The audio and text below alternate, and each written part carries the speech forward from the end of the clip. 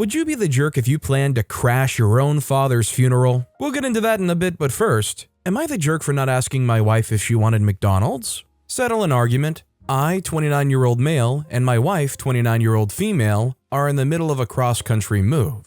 As such, we're stopping at lots of gas stations for fuel and food and drink. Today we stopped at a combo gas station McDonald's. While my wife was filling up for the car, I went to go use the bathroom and grab a snack. I asked her, "Do you want anything?" To which she responded, "No." I ended up buying a sausage egg McMuffin from the McDonald's because why not? As we left the station and she saw my McMuffin, she angrily declared that I should have specifically asked if she wanted anything from McDonald's. I believe that when I posed the initial question that the entire facility of food and beverages were included in that ask, but she believes I should have specified. She's now angry and this car ride sucks. Am I the jerk? I don't think OP's the jerk, but also I feel like this is being made out to be a bigger deal than it really is. Honestly, in this situation, if you go and you get that food, you get back and they go, "Well, I didn't know you meant McDonald's." I feel like that should just be "Oh, I'm sorry, do you want me to go get you another thing?" Like, why is it a bigger deal than that? Like, I don't think it even should have ended up on Reddit. Also, hi, I'm Steven, and if you guys enjoy getting to decide whether or not all of these people are jerks, why not hit those like and subscribe buttons down below? That said, our next story is, am I the jerk for calling my friend's girlfriend creepy because she won't stop bringing up my race? I, 25-year-old female, have a group of friends, all 24 to 26, 8 in total. That includes a guy, I'll call him Nick. Nick has a girlfriend, I'll call her Josie, 24, and they've been dating 8 or 9 months. Nick introduced Josie to the group about 6 months ago. Both Josie and I are mixed race, the rest of the group is white. Ever since we met Josie, she's made really out-of-pocket comments to and about me concerning racially related things. Things like asking me if or why all my friends are white, questions about my mother's, African, background, comments about how I do my hair, like how I shouldn't straighten it. I always try to steer the conversation away from these topics and laugh it all off, but she brings it up so often. Nick says she's just trying to find a foothold in the friend group, but I don't see why she can't try to get to know me or anyone in the group as people rather than just bringing up this irrelevant thing we have in common. I also pointed out to Nick that Josie and I may both be half African, but not the same country in Africa. It's wildly different cultures. Even if I was raised in an African culture, which I wasn't, it wouldn't be one similar to hers, so really it's grasping at straws. And that's to say nothing of the fact that it makes me uncomfortable. Anyway, over the weekend, we all had a boat day and we were having lunch. We were talking about school, and I mentioned that one of the schools I went to had predominantly Asian students. Josie asked if there were any black students in my year, and I said yes, but I didn't know them very well. She then asked if the reason I wasn't friends with them is because they thought I wasn't black enough. I don't know if it was that comment or the countless ones before it, but I just felt so angry that she would once again take a conversation that everyone was participating in and make it into a race thing for no reason.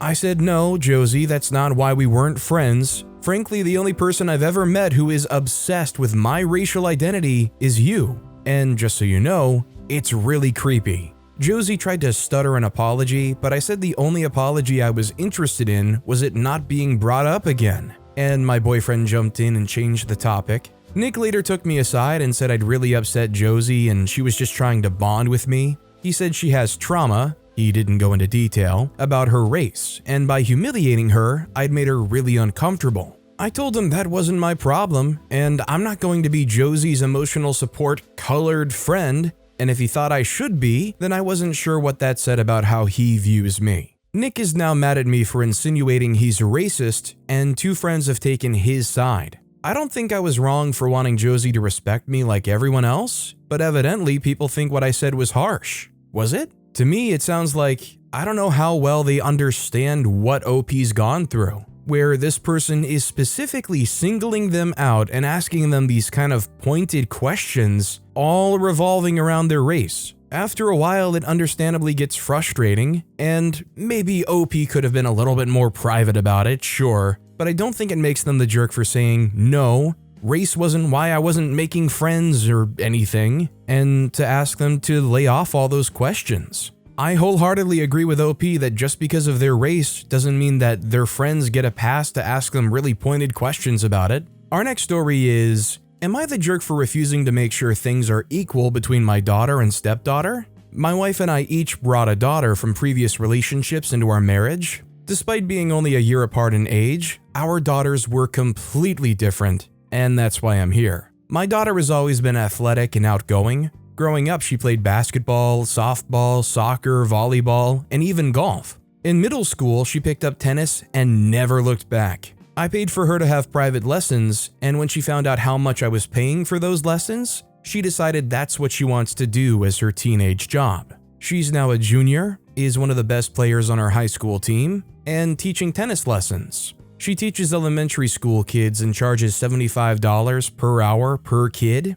With her skills and outgoing personality, she has a waiting list of kids and makes about $1,200 a week. She could make more, but I limit her hours so that she can concentrate on school. My stepdaughter is reserved and not very athletic. We always tried to sign her up to the same sport and team with my daughter, but she either objected or quit a couple of weeks in. I get it, sports is not for everyone, so I never made her feel bad about it. She recently turned 16 and got a job at a burger place nearby. She's making $13 an hour and brings home less than $200 a week. My daughter recently decided that she wants to be independent by buying her clothes and electronics with her own money. Obviously, she can afford the latest styles and gadgets. She recently bought herself the top-of-the-line Mac. My stepdaughter's jealous of her sister and has been very vocal about it. While we were in bed last night, my wife said it was unfair one's making so much more than the other. I answered that there's nothing we can do about it and it's a good life lesson for the girls. My wife then suggested we have my daughter use her money to help my stepdaughter buy the same things, or we cover the pay difference between the girls. I laughed because I thought she was joking, but she wasn't. We whisper argued for about an hour before we went to sleep. This morning she brought it up again and accused me, saying I'm refusing because I'm playing favorites and that's a jerk move for a parent. We argued until we had to leave for work. Update, thanks for reading my post and giving me your input. I've read through most of the replies during my lunch and I'll get through the rest after work. I'll answer some common questions. We tried to sign my stepdaughter up for the same sports as my daughter because we thought it would be a bonding experience. We also wanted to get her out of the house and meet people because she spends most of her time in her room playing World of Warcraft. We didn't make her participate, but asked that she try things for at least a couple of weeks, and then she could quit if she wanted to. We tried to get her to sign up for things that she enjoys, but she always refuses. Before getting this job, she spent much of her free time playing games. So I'm at a loss to think of any marketable skills she could leverage into tutoring. I don't think OP's the jerk here. I think it's a pretty unhealthy thing to have one kid who's doing a lot of great stuff and working and using their skill set to earn them a good amount of money,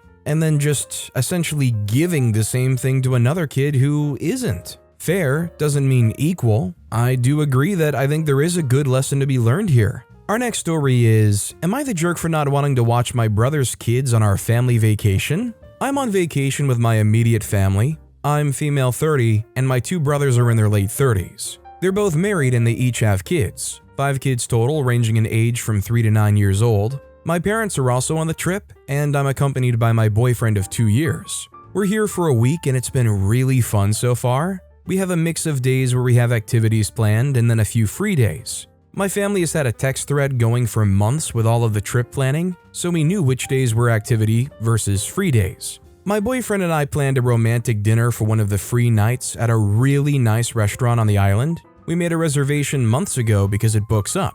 I was getting ready to go out and one of my sister-in-laws made a comment about me dressing up to stay in. I was confused and asked her to clarify. She said that she, my brother, and my other married brother and his wife were doing a couples spa evening experience that they booked a few days earlier, and they needed me and my boyfriend to watch all of their kids. She said my brother was supposed to have asked me earlier that day. He forgot to. When I explained that my boyfriend and I already had plans, she was super unsympathetic. She said they already prepaid for the spa experience, and since we hadn't paid for the dinner yet, it wouldn't make sense for them to have to cancel their plans. I never agreed to watch their kids. I love my niece and nephews, but my family knows I'm child-free and have been for years. It's been a point of contention for a long time. I wouldn't mind watching them if I'd been given advance notice, but to have them slapped on me when I had plans with my boyfriend made me really upset. My sister-in-law said I didn't understand how much she needed the time away from her kids because I don't have kids of my own. She said I was being selfish and I could handle one night of being a mom.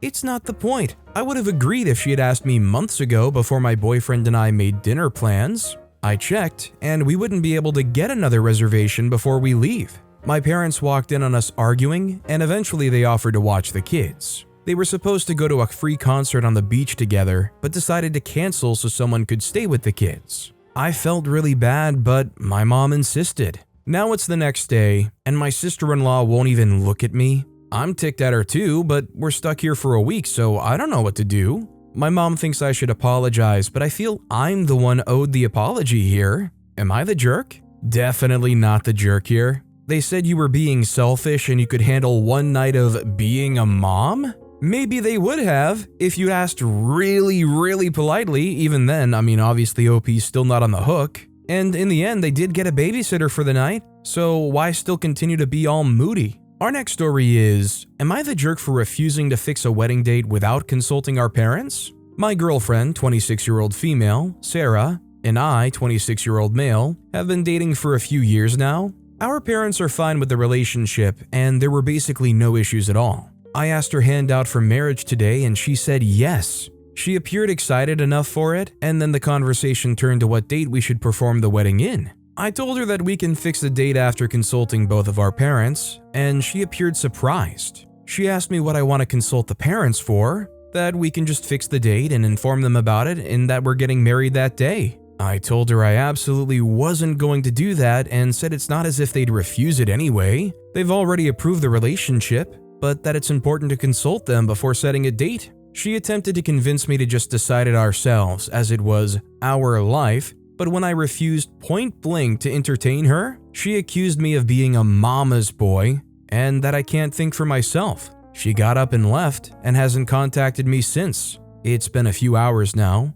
Am I the jerk? I just don't understand why you can't have a general date range that you would want to aim for and then just ask your parents if they can make that, and if not, maybe reformulate. The confusing thing is, why is it impossible to try to figure something out and then present it to the parents? Are the parents the ones proposing the date here? Our next story is, am I the jerk for telling my mom I think she should stop asking her older kids if my sister, brother, and I can stay with one of them? My mom has 2 older kids, my half-siblings, from her first marriage. They're twins and they're both 28 now. Their dad died when they were 6 and mom remarried when they were 10. I, 16-year-old female, came along 2 years later. My sister, 15-year-old female, a year after me, and my brother, 13-year-old male, 2 years after her. I've never felt close to my half-brother and sister. Being twins, they were always super tight and had a bond that none of us could fully understand. Sometimes it made me feel a little sad that they were so close to each other, but not us.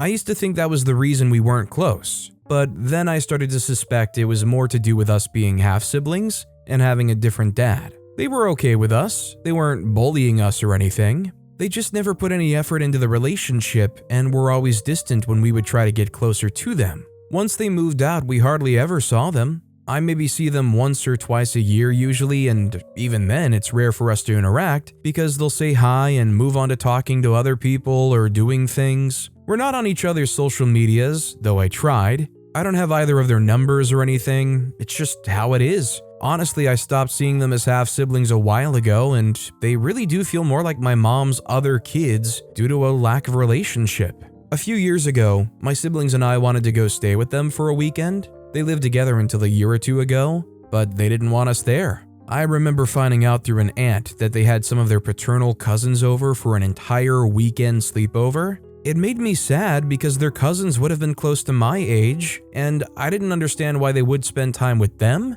but not us. So there's the background. And I've grown to accept and understand that they don't need to be closer to us if they don't want to be. It doesn't make me sad anymore. Anyway, my parents were invited to a destination wedding, and my mom asked my half-siblings if one of them could let the 3 of us stay the 4 days they would be gone. They said no, and she would need to find another solution. Mom asked them a few more times, and when I realized how often she was asking, I told her I thought she should stop asking. My mom asked me why, and I told her they never wanted to be around us, so I don't think they would want us in their space either. I pointed out Grandma and Grandpa would let us stay, and she asked me why I'd say they, half-siblings, never wanted us around.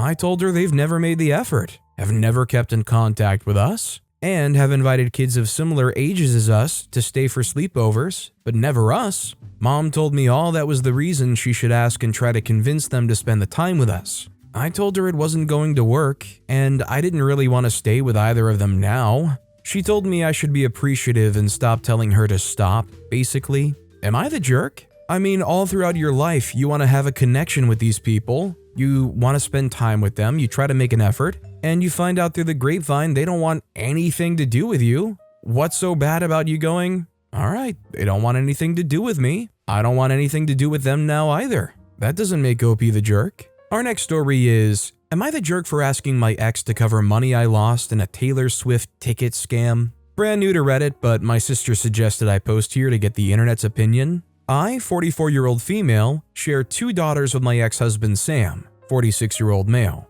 One of our daughters, Amy, 13-year-old female, is a big Swiftie. Like everyone else, I've been trying, unsuccessfully, to get Tix to take Amy to the Eras tour. The other day, Sam messaged Amy to say that his current wife, Liz, has a friend on Facebook who was selling tickets. Amy called me very excited, asking if we could buy the tickets. A little annoyed, he went straight to Amy instead of checking with me first, but never mind. I asked Amy to check exactly where Liz had seen the tickets for sale because I know there have been a lot of scams. Amy messaged Sam and he said it was all good because the seller wasn't a random, but an actual friend of Liz's. I then called Sam and reiterated that there have been a lot of Facebook scams with Swift tickets, so was he sure it was legitimate? He assured me that it was fine because it was a friend of Liz's from uni who she knew well. Okay then. Liz introduced me to the seller via Facebook Messenger, and I sent the seller $1,200 by bank transfer. I also booked the flights for the show.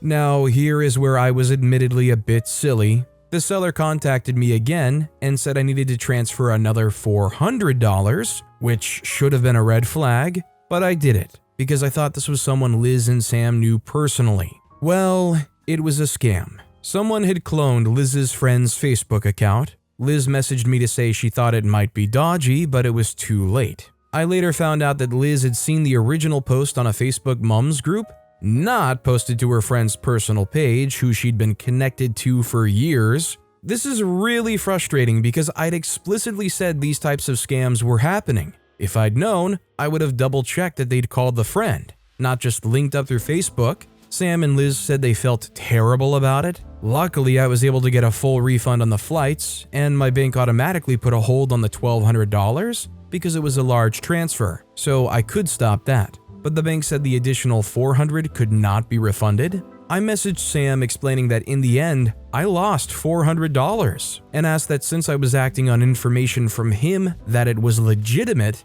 I was wondering if he would compensate me for the loss. To be honest, I would have been happy if he just paid for half of it. He replied with, I don't think so. I know you got scammed and that's unfortunate, but all we did was put you in touch with someone we thought had tickets. I'm pretty annoyed that he's acting like he had no role in this loss, but maybe I'm being unreasonable since maybe I should have been more wary? I don't think Obi's the jerk here because it wasn't just they put them in contact with someone they thought was selling tickets, they didn't put them in contact with Jack. They gave them a link to a listing with no background check and gave them the green light saying, yeah, I know this person, go for it. They can try and act like they don't have any responsibility for what happened here, but personally I feel like they do, and honestly it would be nice if they at least owned up to it, let alone throw a couple hundred OP's way. They sure do feel mighty terrible about it until they're asked to make up for it in some small way. Our next story is, am I the jerk for wanting to keep my siblings in the dark until my father's funeral?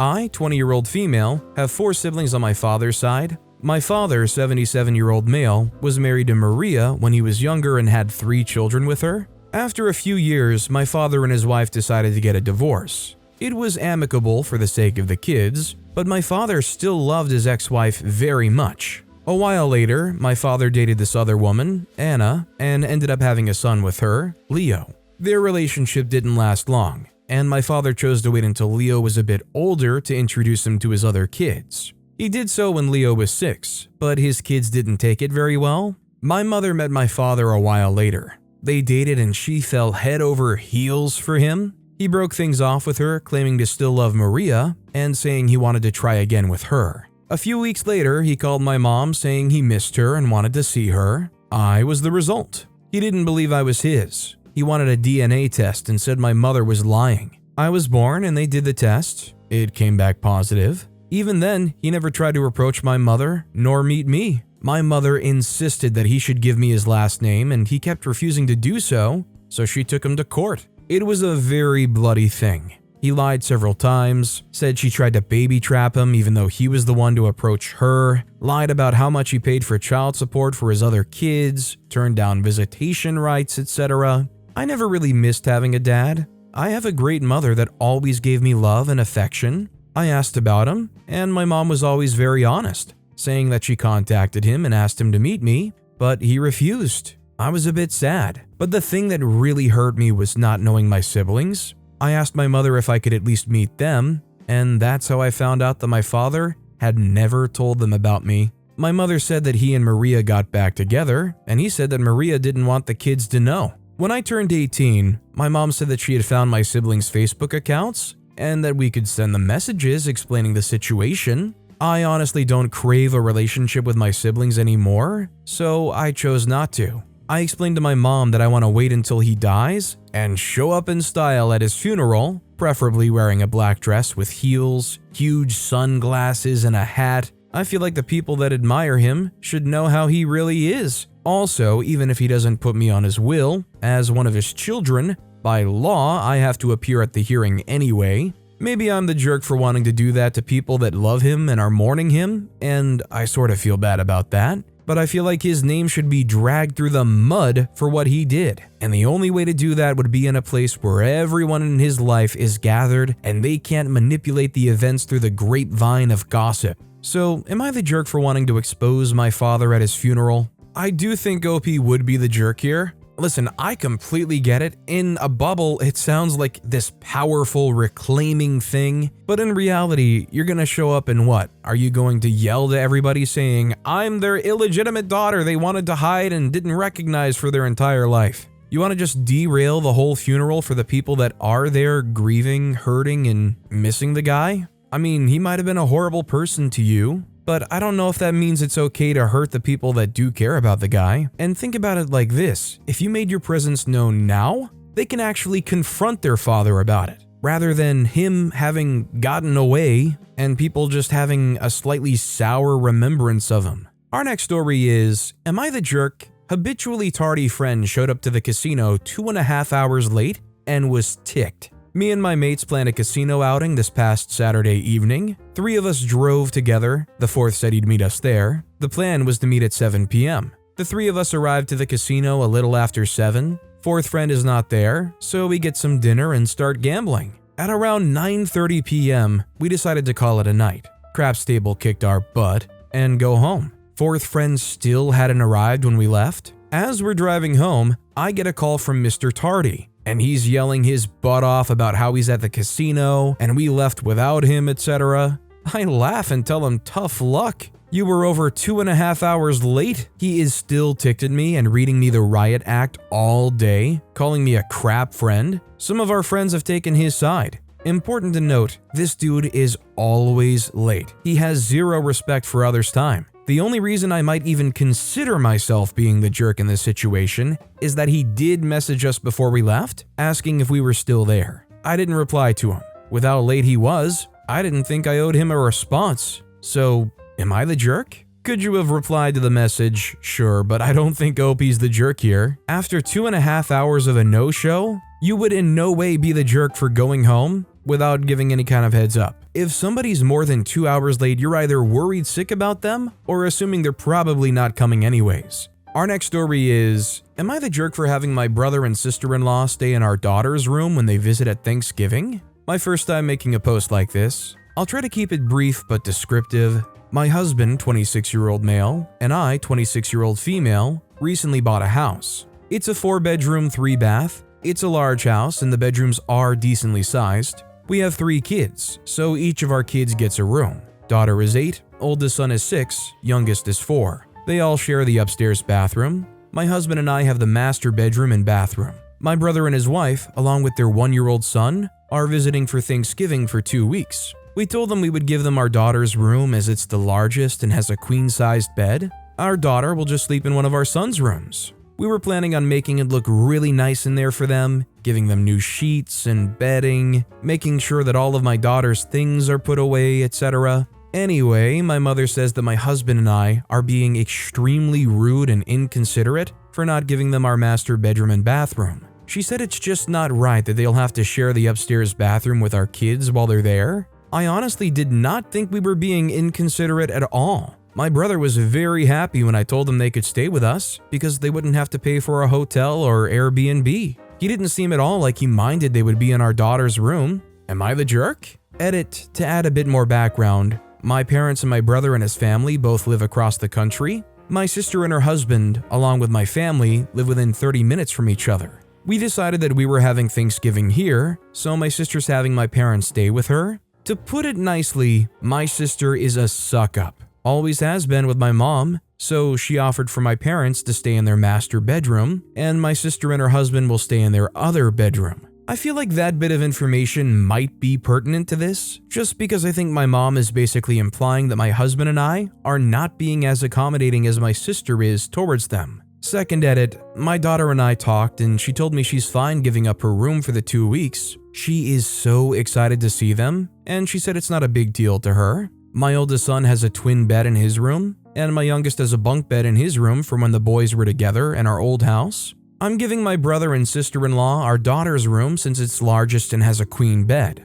I'm probably going to have my 2 sons just sleep together with the bunk bed, and then put my daughter in the room with the twin bed, so she at least has her own space and privacy. Lastly, yes, 2 weeks is a long time, but my brother and I are very close, and we only get to see his family about once a year. It's a sacrifice, and of course it can be stressful, but my whole family is so excited for them to be with us. I wanted to say thank you all for the feedback, everybody. I genuinely was worried that I was being inconsiderate or not a good host, so thank you for the resounding not the jerk feedback. I think my mother's just being extra delusional and wants to have a say in every single thing that goes on in the family. I'm going to stick to my guns and just tell her that if she's that seriously concerned about it, she could always get them a nice hotel or Airbnb. I'd like to put one final edit out there. I've seen a bunch of comments pop up saying that I'm full of horse crap, as this simply cannot be possible that I'm this young with a house and children. I would like to leave you with this.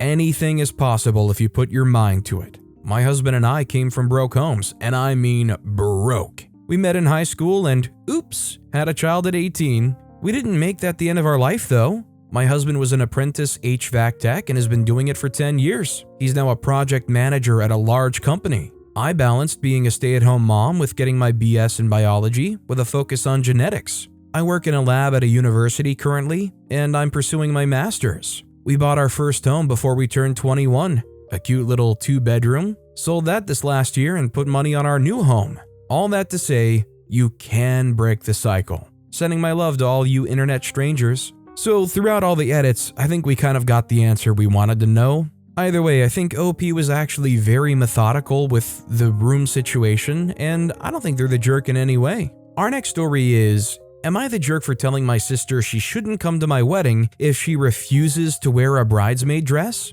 Hi, I'm planning a lovely bridesmaid entourage for my wedding consisting of my beautiful sister and cousins. We're all on very good terms. Today, I told my sister I thought of navy blue dresses for bridesmaids. I sent her a couple of pics very enthusiastically. I thought it's elegant, matches with the suits, and gives a nice pop to the white wedding dress on pics. The response from my sis was instant. You can't be serious, I won't wear that. Everyone will hate that. Or is it that you want us all to look like crap? I heard there are weddings where the bride wants to make the bridesmaids look intentionally bad. That's probably your plan. She said her color type is autumn, and navy looks the worst on that complexion. My cousins, she said, are also autumn, and I'll make them look the worst too. After my heart sank, I started looking for alternate colors on this season's color wheel thing. I sent her a couple of alternatives suggested, different deep blues. She replied that she then doesn't want to be my bridesmaid, but wants to be pretty. She would attend all the getting ready with the girls, but won't wear the matching dress.